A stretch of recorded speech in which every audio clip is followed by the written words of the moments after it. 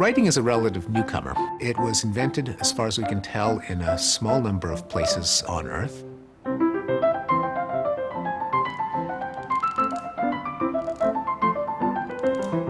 The idea of putting down a story, I'm so glad someone thought of it, whenever it was, because it's a marvelous way to make a living, I'll tell you. Writing is a code. It's the making of marks that you then have to understand that these marks can be retranslated into speech. So written words are to speech as black and white musical notes on a page are to music.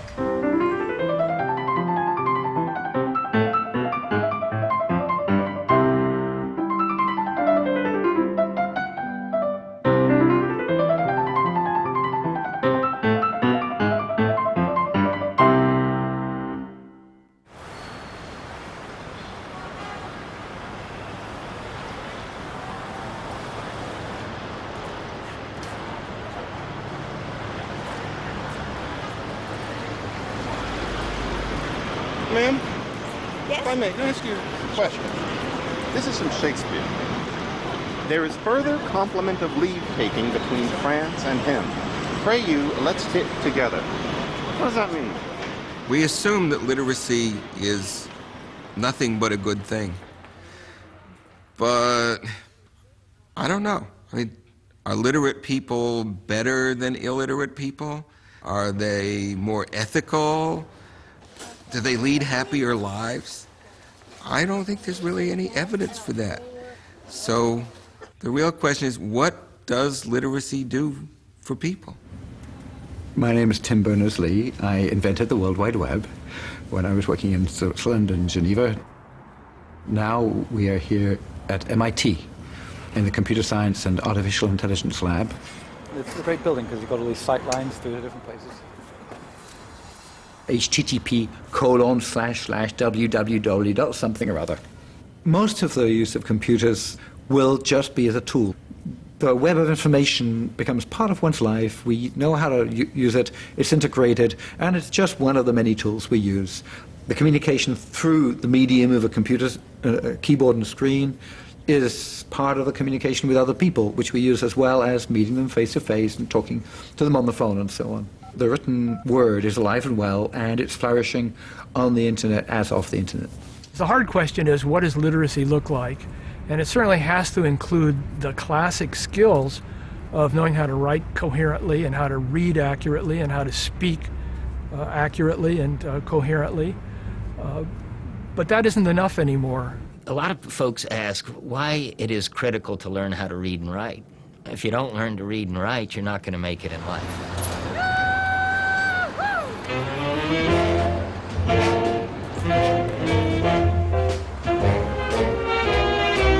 Simply put, if you can't read and write, you're not going to be able to finish school, you're not going to be able to compete, and you're not going to be able to make a living and take care of your family. It's absolutely essential.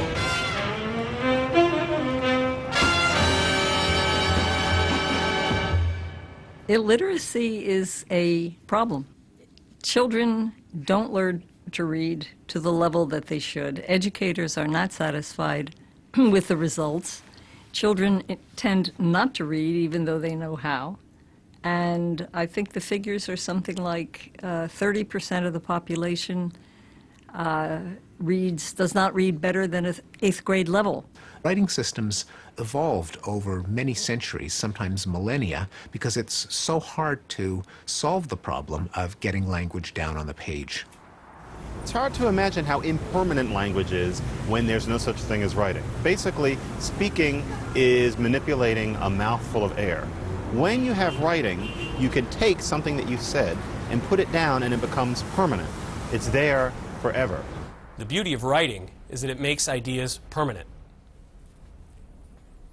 That's what Plato was worried about, that literacy would lead to the atrophy of memory. He was also worried that once something was written down, it would become so codified that it would just be repeated over and over again.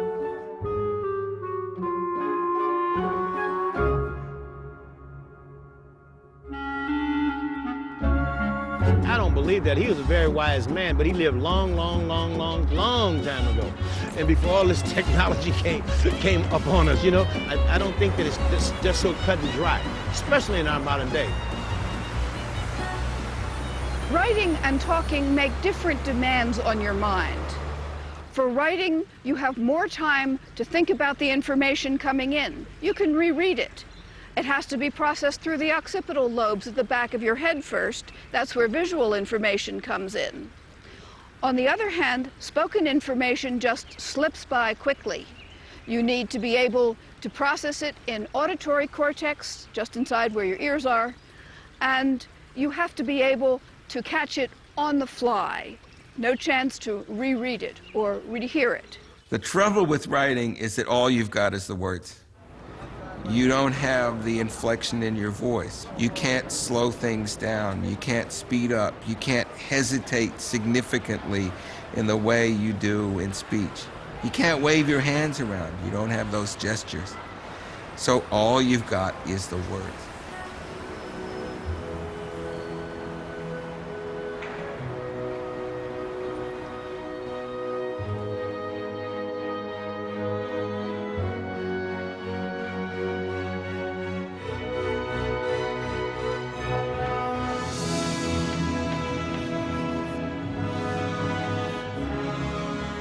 Modern science couldn't have existed without mathematics and mathematical notation, without a way of writing down the ideas of science.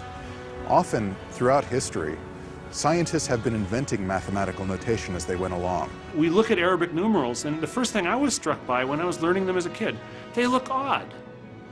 They look so odd, I can keep them straight.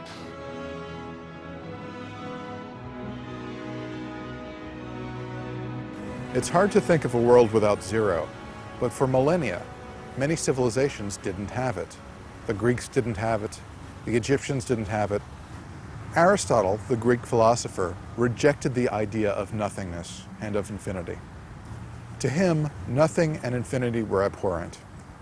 And the Church, which then based its philosophy upon Aristotelian ideas, followed suit. Merchants found Arabic numerals so wonderful to use that they grabbed it immediately, even though the government officials at the time were very suspicious of them. In fact, in 1299, a Florentine government banned the use of Arabic numerals because they thought it was some sort of secret code used to send messages or to cheat customers. But the Arabic numerals were so useful, so important to mathematics, to science, and especially to banking. For we know that money makes the world go round. The bankers won out. Without a notation for understanding and writing down numbers, much of science couldn't be done. There's lots of things that you can't do with writing that you can't do with language. You can't describe the way something tastes or the way something smells very well. You can't describe sounds very well. And you certainly can't describe the way a landscape like the one behind me looks in just words. You can describe it, but you're not going to be able to convey it.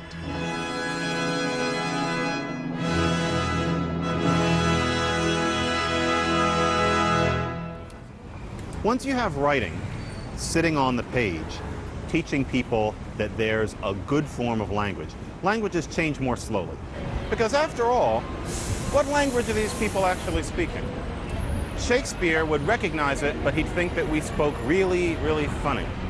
Chaucer would need a stiff drink to even communicate with us, and he would miss most of it. And the person who wrote Beowulf would have no idea that we were speaking English at all. We can understand the language of Shakespeare with difficulty, but Shakespeare, after just about the same amount of time, would have found Old English completely opaque. On the other hand, how easy is it to understand Shakespeare today? The codpiece that will house, before the head has any, the head and he shall louse, so beggars marry many. What does that mean? What was that? The codpiece that will house, before the head has any, the head and he shall louse, so beggars marry many. Well, what play is this? Well, it's Lear. Oh, King Lear, is King Lear speaking? Yes, no, actually it's The Fool, so it's supposed to be funny. Ha-ha. Okay. So the cod piece that will house, before the head has any, the head and he shall louse, so beggars marry many. I really couldn't tell you on Now, that. cock, does that mean a bird? Well, actually, it was cod piece. Cod. Yeah. Okay. That would have made it easier. But yeah, so the cod piece that will house, before the head has any, the head and he shall louse, so beggars marry many. Sounds rude. I have absolutely no idea. As recently as 1856, you could have heard thieves using a kind of slang where they may have said something like, "The coves had screwed the gig of the jug. Bing-avast," one of them said, "were cackled." Now what that meant was the thieves had used a false key to get into the door of the bank. Let's get out of here, someone has ratted on us. So language changes. It's changed since 1856. It's certainly changed since the time of Beowulf, and it was always changing in the times in between. Language changes over time. We don't sound like Shakespeare, who didn't sound like Chaucer. It wasn't because every generation since then has been introducing errors and making the language worse and worse, but it's because languages spontaneously change, and rules should keep up. Don't hang a preposition at the end of a sentence. Now, you cannot speak English for 10 minutes without doing something like that. It's something that we're all used to, for example. The reason we were told not to do that is because, well, Latin doesn't work that way. Don't split an infinitive. But even Abe Lincoln said that I've split many more infinitives than I have rails. The rule against splitting infinitives, to go boldly instead of to boldly go, really doesn't fit with the logic of English. It really comes from a bad analogy with Latin. In Latin, you can't split an infinitive because it's one word. There isn't a separate word to that's stuck onto a verb. And centuries ago, someone had the idea that if you can't do it in Latin, you shouldn't be able to do it in English. If proper usage gets in the way, it may have to go. Now, the people who told us that we were not supposed to split our infinitives when our infinitives are two words with a space yawning between them, just waiting to invite and cushion a word, is really rather sad.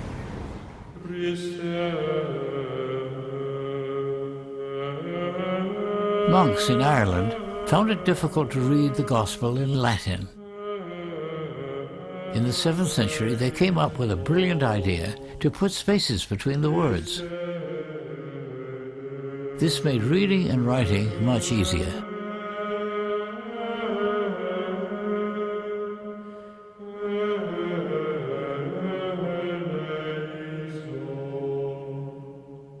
English as a language came out of various other languages, including Anglo-Saxon, medieval French, Latin, and Greek. And then during the age of the Empire, words came into English from all over the world.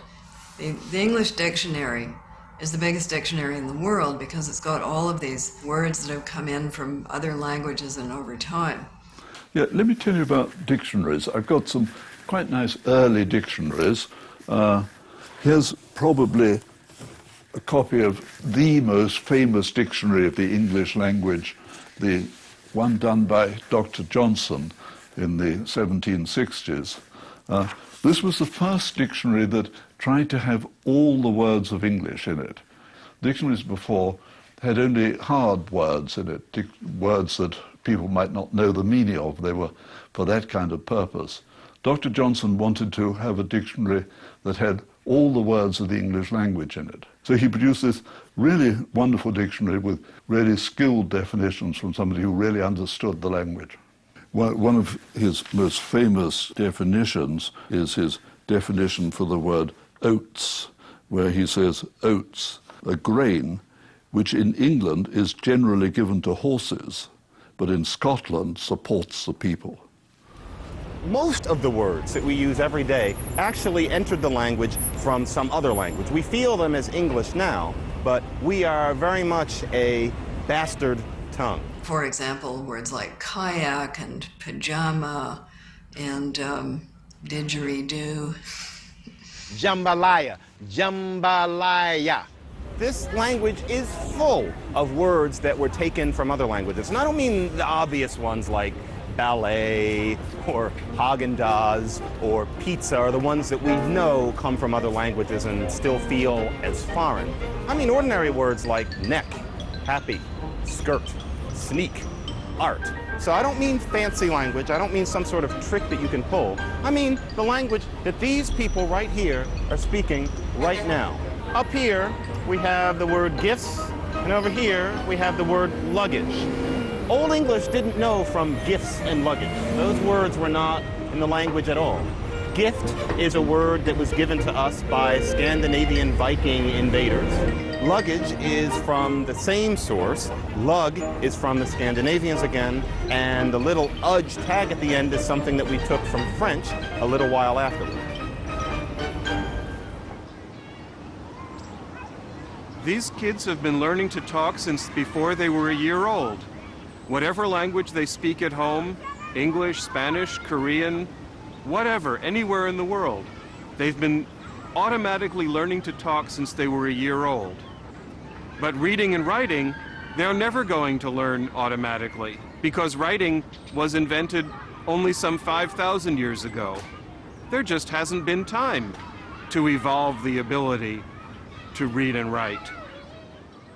There's every reason to think that our species is innately wired for spoken language, but reading and writing are very different. Children don't spontaneously learn to read and write, and most societies in human history and prehistory have not had language in its written form. In terms of human history, reading is quite new, and vast numbers of people being able to read is very, very new. When reading first came in, it was controlled by scribes. Ordinary people were not taught to read. That's why magicians were always shown as these mysterious figures who had books. They had a book, unlike ordinary people. One of the treasures of the University of Pennsylvania Museum is a collection of 30,000 clay tablets inscribed with cuneiform writing. And one large part of this collection is thousands of texts written by students in schools around 1750 or 1730 or BC or so. This is a tablet that we call, only half-jokingly, first day of school, because it's a very simple technical exercise in which the child wrote the same wedge, a single wedge, repeatedly. And this is a copybook text written by a student who's just learning to write cuneiform. So the school children started with copybooks, and when they moved on from copybooks, they started to learn syllables and eventually words. And when they learned words, they started to learn them thematically. And it's the first word list that they learned in their curriculum. It's a list of trees and wooden items. Up here is a section that's written by the teacher, and down the left-hand edge of the tablet is the word for wood, niche in Sumerian, 2 horizontals and a vertical, repeated over and over again. And on the right-hand side, there's a scratch pad, which is where the students, children, maybe 11, 12 years old, we don't know exactly how old, would copy and erase and copy and erase. And you can see that very distinctly in the profile of the tablet. Oh, man. Oh, you can do this. You can do this. Point to the words and read me the sentences. Okay. Nutrition. Okay, well, let's start at the beginning, okay? And when printed books became available, it became possible for more people to have books, ordinary people to have books. This was viewed with great suspicion, because you could be reading a book silently to yourself, and who knows what you were thinking.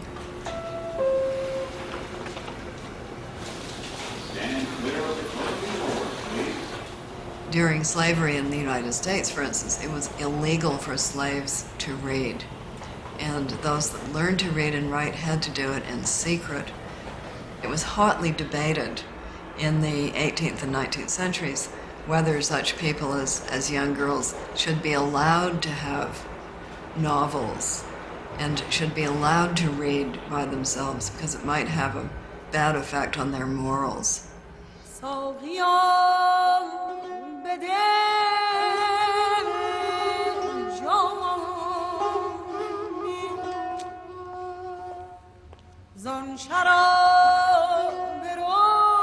In Persian culture, poetry is closely related to music, and calligraphy is the art form that preserves it.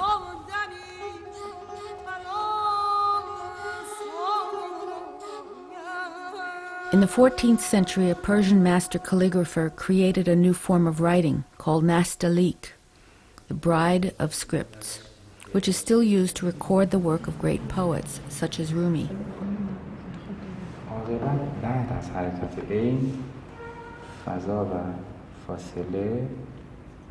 This calligraphy class for women meets once a week. Students practice at home and then bring their efforts to the teacher for guidance on how to improve technique.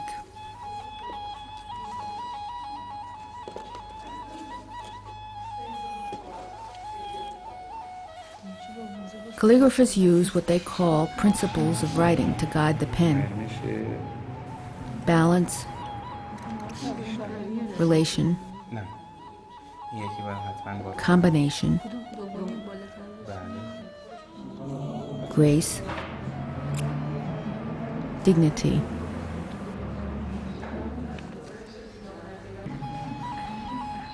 purity of line, says the teacher, proceeds from purity of heart.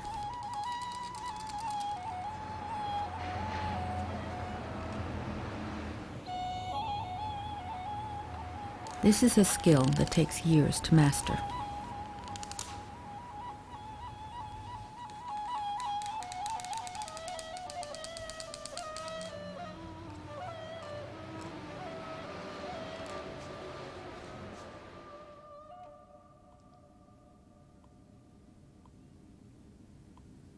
In the days when you had to learn 30,000 characters, only a very specialized group of people could be literate, could be scribes.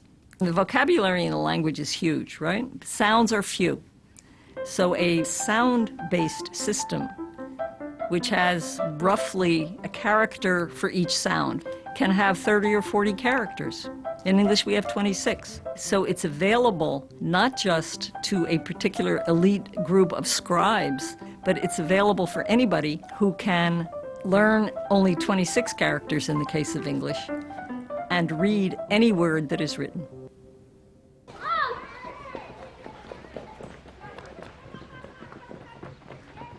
It wasn't until the 19th century that mass literacy became a goal. And then only in the United States, where people came up with the truly revolutionary idea that everyone had to go to school and everyone had to learn to read and write, that this was a social obligation. Of course, that raises the question of how you learn to read and write, a question that's still with us today. The American educational system is often very romantic, assuming that children have such a natural desire to learn that all they need is the right environment and it will spontaneously blossom.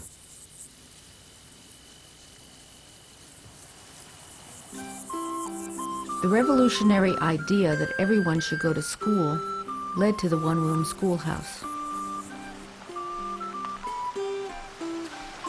The one-room schoolhouses grew in the areas that were outlying. Many children had to work on the farms, but they needed a place to go and learn since the parents were also busy and couldn't be home teaching their children around the kitchen table, and they needed someone who could do this for them. And the one-room schools would spring up in little pockets where there were areas of people living.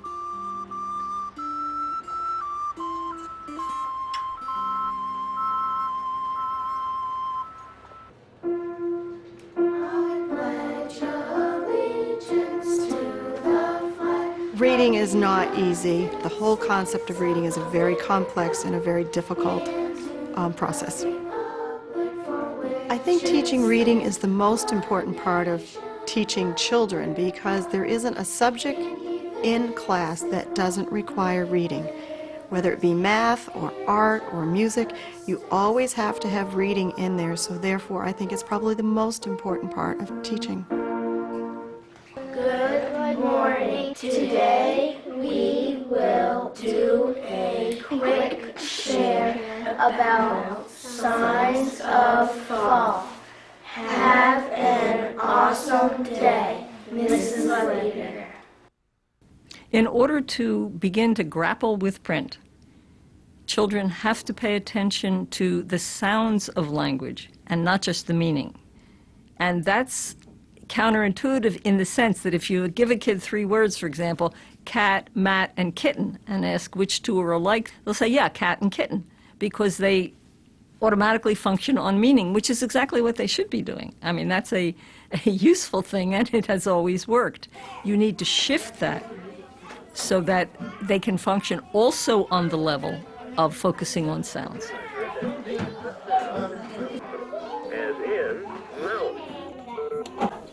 Writing is counterintuitive. We expect to see an image and hear a sound. Now we must teach them to hear an image and see a sound. How about you just do that? Oh, he could, couldn't he? Yeah. She gave one sharp kick and waited to see what would happen next. A child learning to read has to make a number of pretty spectacular mental leaps. First of all, they just have to get the concept that words and sentences can actually be put down as patterns of ink on a piece of paper, and that you can look at something which is just lines on a page and call to mind the sounds of speech. Let's take this word belfry apart. Look at the first syllable. What letters are in the first syllable? B-E. B-E. L. Right. Another one is that in the case of alphabetic writing systems, like the one that we have in English, you've got to mentally chop a word into the pieces that correspond to those squiggles on a page. A, B, C, D, E, F, G, H, I, J, K, L, M, N, O, P, Q, R, S, T, U, V, W, X, Y, Z. The word cat, for example, is written as 3 different symbols, C, A, and T. You might even think that it's pronounced as 3 sounds, but it really isn't. If you were to look at the speech waveform of a person pronouncing cat, it doesn't have a piece corresponding to k, followed by a piece corresponding to a, followed by a piece corresponding to t, but they're smeared over the entire waveform. I don't say ka'ata because that doesn't mean anything. What the heck is a ka'ata, for instance? Okay, well, let me record a piece of sound. What are the right words? I think that got it recorded. It's C, and here we are. There it is recorded. Now, if we make a picture of that, the kind of picture that's called a spectrogram, it will look like this. And you can see that it's very difficult to tell where vowels and consonants separate. And here's the what are the right words. All these syllables show up clearly, but there are no separate bits within the syllable. There's no separate W, there's no separate R in right. Vowels and consonants are things that we've devised as a way of writing things down. They don't exist in the sounds by themselves. In order to learn what k, a, and t correspond to, you've got to mentally chop that sound into units that aren't really out there in the world, but are deeply buried in the organization of language in the brain. K, a, t. Cat. But what's the next letter? I need a page T on me. I don't do B. You don't know how to do a B? This way. I'm done. Does that look right? I That's am probably done. Good. Bug. Okay. The advantage of 8 children is that I can use 8 different systems or 8 different tricks if I need to for all the subject areas. One-room schools were a way of life, and they seem to have disappeared. There's very few left in the country. And I think that's too bad because we really can service these students so well with the individualized education that cannot possibly be gotten in a classroom of 20 or 30 students.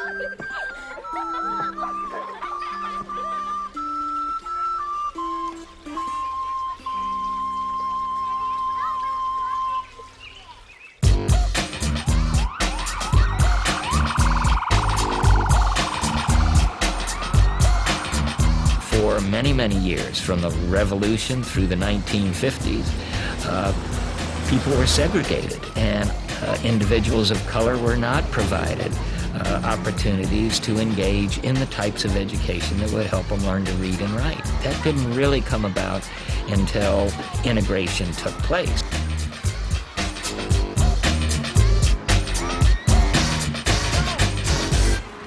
Given poverty, the number of opportunities to engage in the types of interactions with adults early on from birth to 5 diminishes dramatically. A lot of the parents don't read themselves, and poverty brings about probably the impetus for the continuing cycle of illiteracy. When children have had no background, no books at home, and no time with parents spent reading to them, it's foreign territory. There's no reason to pay attention to it. It's not something they ever expect to do.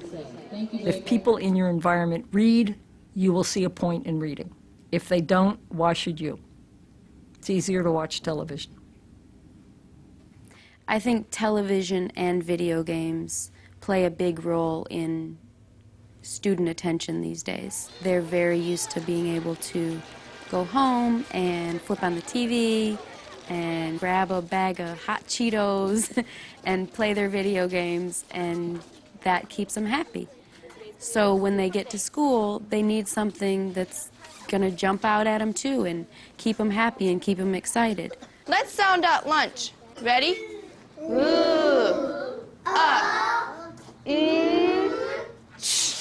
Glenn? Lunch. Sometimes I hope that the web has undone some of the damage that television has done in making us less literate, with all due respect to the medium. I think one of the nice things about email is that people communicate using the written word, and the written word is expressive in a different way to television. Television can show you things that you can't see on a black and white printed sheet, but a black and white printed sheet can make you imagine things that you could never see with television. You're gonna bring me your old pencils, and you're gonna get new sharp pencils. How many? 2. And we called 2 things a what? What did we learn yesterday? We called a pair. First grade is an amazing year. They come to you basically not able to hold a pencil, and then each day we build, and it's like a building blocks, and then towards the end they can read and write, and almost to chapter books. In some ways, they're being taught well, and I think that some of the efforts of teachers are misplaced, and they're trying very hard to do what they think is right, and I think they get mired in mechanics. Good, super. And can neglect reading for meaning, and then you're into the whole controversy as it plays itself out between the mechanics of reading and reading for comprehension. Vine. What's the word? Vine. Now, look at the word cover, right. The teaching of reading is controversial. We've had the language wars in this country over how to best to teach kids to read. There have been the proponents of the look-say method, in which children are supposed to pick up on the shape of an entire word. That was the idea behind those Dick and Jane readers that I grew up with. There's the whole language method, in which children are immersed in a text-rich environment and are supposed to spontaneously pick up on the ability to read the way they spontaneously learn to speak. There's the method of phonics, in which children are drilled on correspondences between sounds and letters of the alphabet. The phonics method is to work at first on sounds and letters and combining them. Remember we talked about what good readers do? Good readers know their sounds. Sit up like good readers. Ready? A. B. C. When children are at the point where they can attend to the sounds of words, the first thing, the easiest thing, is to deal with how words begin. So they can tell you that mother, milk, mud, meat, all those words begin with the same sound, m. And you can talk about beginning sounds. M. N. That's a big step, and that's usually the first one they can take. When I was first becoming an educator in New York City, I was trained in what was then called whole language, which was the idea that students came into the classroom with a lot of knowledge about language because they were speaking, and they could use that knowledge to apply it to their learning to read, using the context, looking at what makes sense, what they would expect to hear next, as well as looking at the phonetic sounds of the letters. You do need both. If you use the whole word method exclusively, you'd end up as if you're reading Chinese. You'd have to learn a different, like an unanalyzed character. You'd have to use a different character for every word in the language. And we have an alphabetic system, and we ought to make use of that. And in fact, people do mix the methods, so to speak.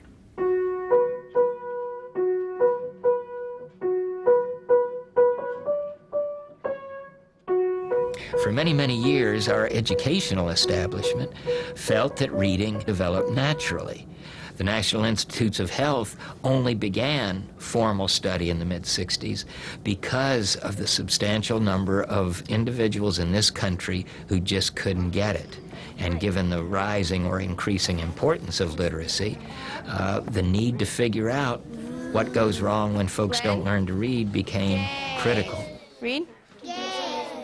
Children are ready developmentally to write before they're ready to read, because reading means interpreting someone else's idea. Writing means expressing your own. You already know what's to be said. In reading, you have to figure out what somebody else said. I think that in order to teach children to read, we ought to begin with letting them write.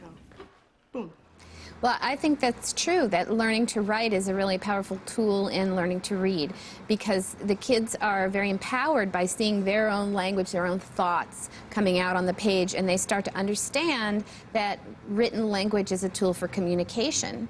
And also, as they're thinking about what letters are going to make the sounds of the words that they want to write, they're actually using phonics themselves in a way that's meaningful to them, and it helps them to really make sense of that phonics stuff, so it's not just abstract. S-N-A-K-A. Do you want to talk about spelling at all? Yeah, why not? I'm really good on spelling. Yeah, that's what I'm getting into here. English spelling is notoriously quirky and illogical, and there are lots of poems that make that point. Beware of herd, a dreadful word that looks like beard but sounds like bird, and it goes on from there. I take it you already know of tough and bow and cough and dough. Others may stumble, but not you, on hiccup, thorough, laugh, and through. I think spelling is difficult all around. Just when you think you know how those words are going to be spelled, they change the rules on you. So what about spelling reform? Should there be changes to make reading easier? These things that aren't going to be changed rapidly. It has to be adopted by people in positions of power if there is going to be any change whatsoever. And as you know, moving people in power is not always the easiest thing to do.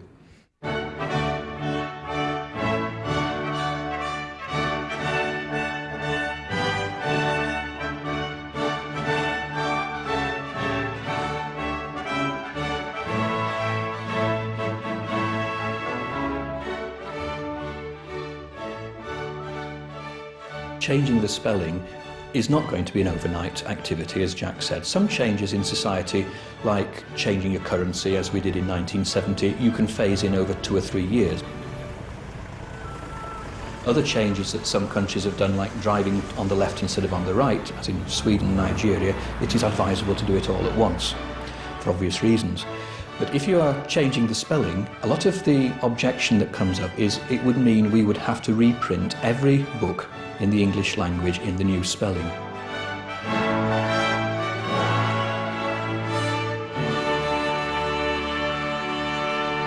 There are reasons why you wouldn't want a spelling system to reflect the sound too accurately. One of them is that people in different parts of the English-speaking world pronounce words differently, and you don't want to have a separate spelling system for each one of them. Mary, marry, and merry. In my dialect, I pronounce those 3 words differently. Merry, marry, and Mary. A reading teacher doesn't have to make that child recognize that they should be pronounced differently.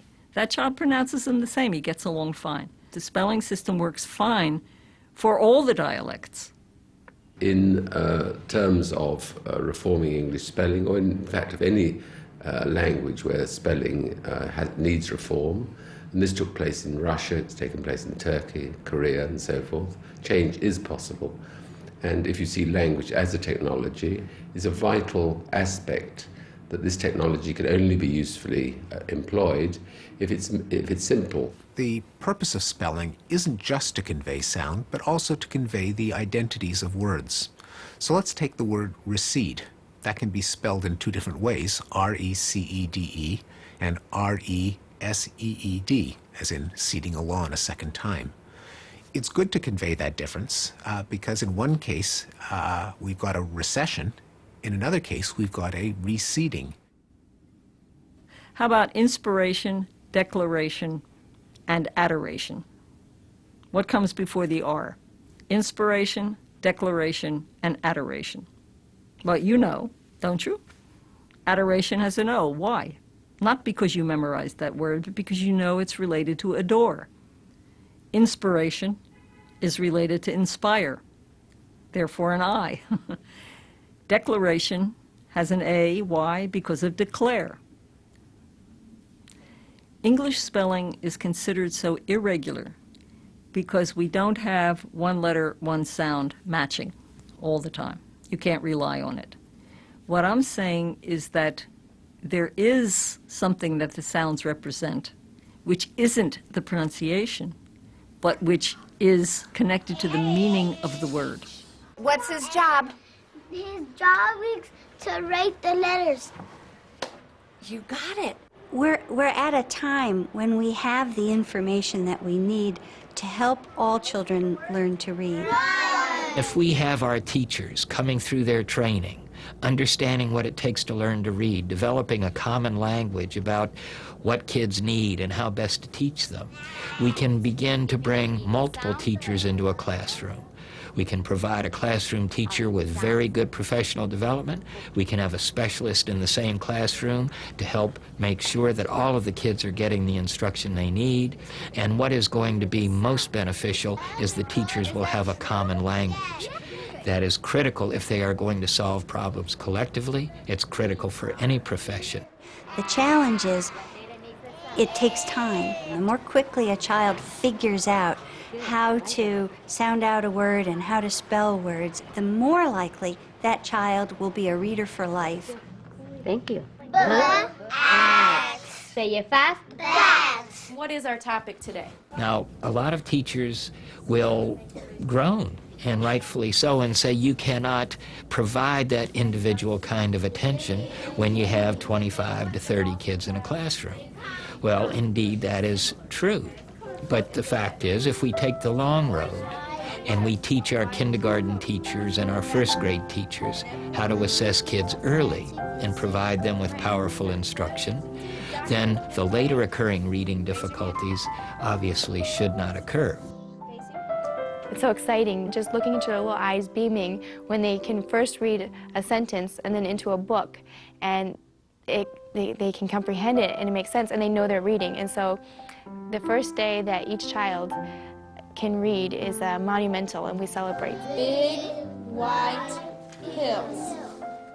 What would I tell the world? It's that every child can read. Every child. If we are well trained, we can teach our children how to learn. Most of the students coming from third grade, they have the basic knowledge of how to construct a complete sentence and to write paragraphs. What they have difficulty with is trying to write stories or, say, go beyond just one paragraph. The key to writing is reading. If a child is not reading, and if they're not reading extensively, then it's going to affect the writing. And I noticed that the students who are great writers in my class, they read extensively. And they don't have a problem with putting their thoughts down on paper. To learn how to write, you should pick a writer who you feel you have a rapport with, whose attitude you share, because your Your style of writing, your voice, comes out of your attitude. It comes out of the kind of person you are. Whether you have a sense of humor or whether you're crotchety, or it's going to show in your writing. I was a reader before I was a writer, and reading helped me to discover other worlds, to go beyond St. Louis, Missouri. I used to be running along the trail with Jack London in Alaska. I would be in those worlds that Ralph Ellison constructed. I'd be in those worlds that Faulkner constructed, or Hemingway, or Gwendolyn Brooks as a poet, or Carl Sandburg. All these people opened up doors for me to walk through, to discover the mystery and the magic of writers and writing. So I think that it's very important for people to read. I think that's very important because you use another muscle than you do when you're passively sitting there just watching a television show.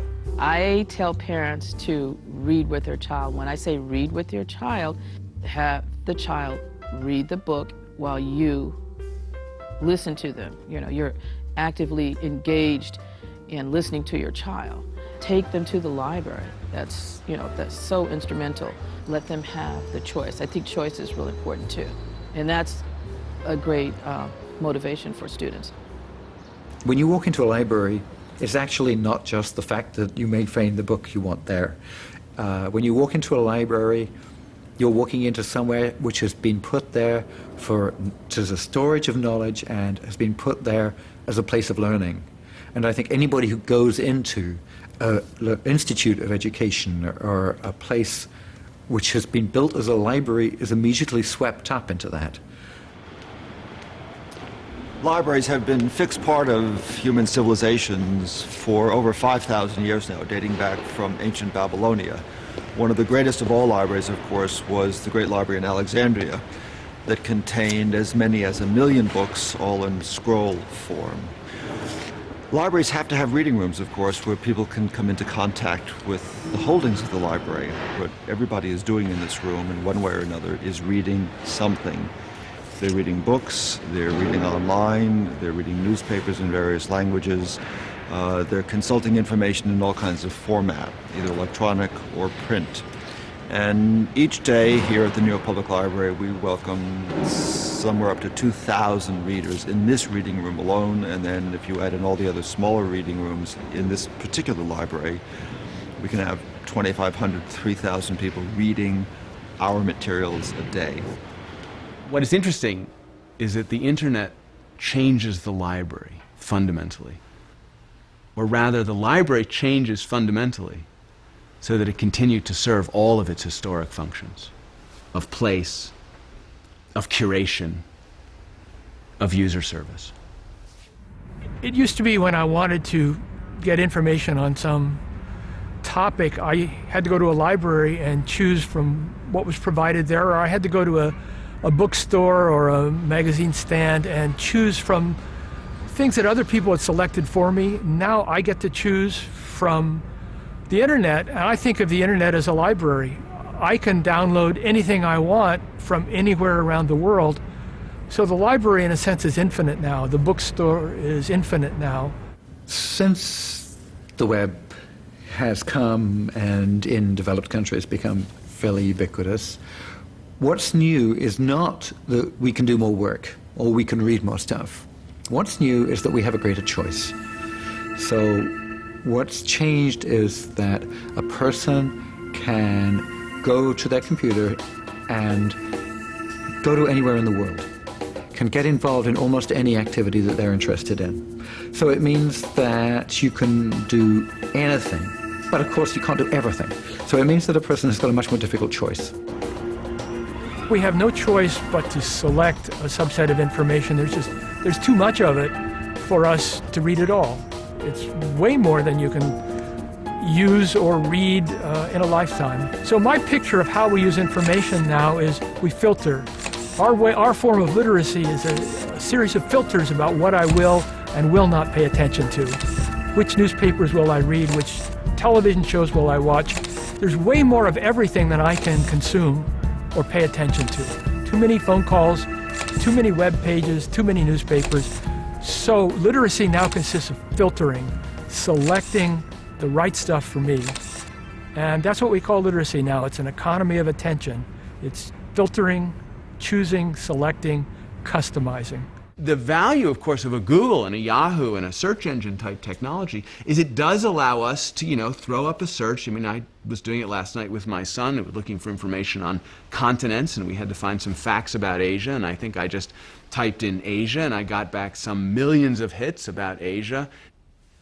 And we found some interesting facts about Asia, but it was very difficult to verify that those facts were necessarily accurate or current or even useful.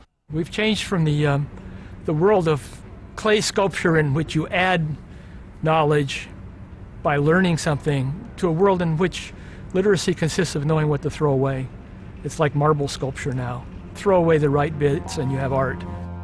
Two things which were important about the way the web was designed. One was that it's completely universal. You can put anything in it. We shouldn't alienate data because it's only understandable by programs. We shouldn't alienate information from a particular culture or information that uses a particular character set or that's read right to left instead of left to right. The other is that it's decentralized in its architecture. Decentralized means that there's no central computer that everybody has to connect to. It also means that there's no central organization they have to connect to, be involved with or subscribe to or pay money to. So a lot of the work of everybody who's developing the web should be to respect that universality and to try to do whatever they can to make sure it remains a universal and open space. All books of Jewish authors are ordered burned in the public squares. Authors, scientists, artists are driven from Germany. Jung schon den Mut zu haben, dem Leben in die erbarmungslosen Augen hineinzuschauen.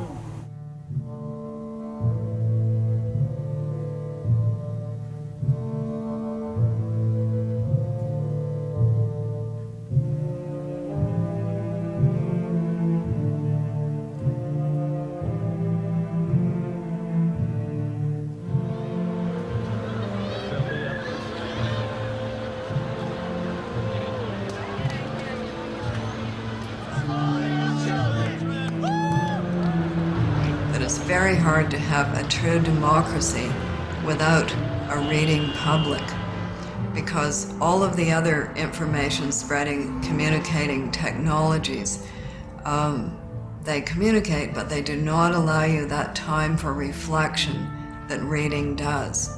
It's very hard to analyze and reflect upon an impassioned political speech that you hear on the radio or that you see on television.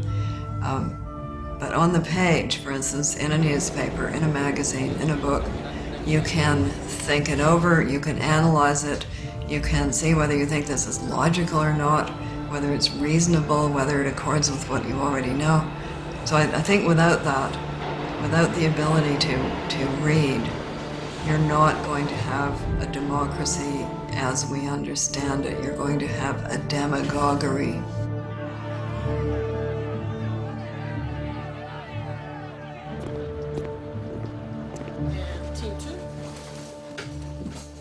Our educational system has been optimized for an industrial society, which mastering an authoritative body of knowledge and reproducing it was the goal. But we don't live in that world anymore. We live in a world in which people have access to all the information in the world. And how do they select the right information? How do they create new kinds of information? Our educational system isn't designed for that kind of creativity. It's designed to create predictability, reliability, not creativity.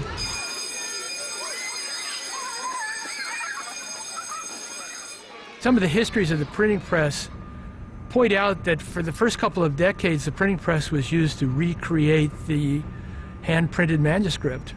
And we're probably still doing that with the computer. We're probably still imitating things from the print world.